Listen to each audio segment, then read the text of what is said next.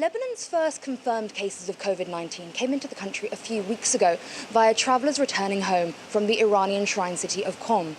Initially, people felt the authorities were not taking the situation seriously enough, not stopping people from that plane from going home without quarantining themselves and allowing people to keep flying into the country. However, fairly soon the authorities did take action. For 2 weeks now, all schools and universities have been closed. From last week, restaurants, cafes and bars all had to close their doors too. And as of today, the only international airport in Lebanon, in Beirut, will close indefinitely with no flights going in or out. They have not said when it will reopen again. But people started taking this seriously in the country even before the government asked people to work from home this week, asked people to self-isolate since last week. And one of the reasons for that is that Lebanon is a country where many people live with elderly relatives and were terrified they might pass the disease on to them.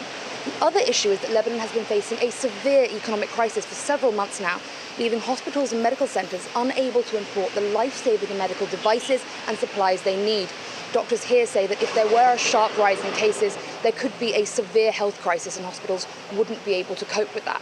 So far, however, we've seen 133 confirmed cases as of today, 4 confirmed deaths from the virus and 3 confirmed full recoveries, which is a fairly high number in a country of only 4 million inhabitants. But yesterday, the American University of Beirut, one of the country's leading medical institutions, released a report that said that the country's been dealing well with isolating the disease and stopping a sharp rise, and it does seem to be coping well.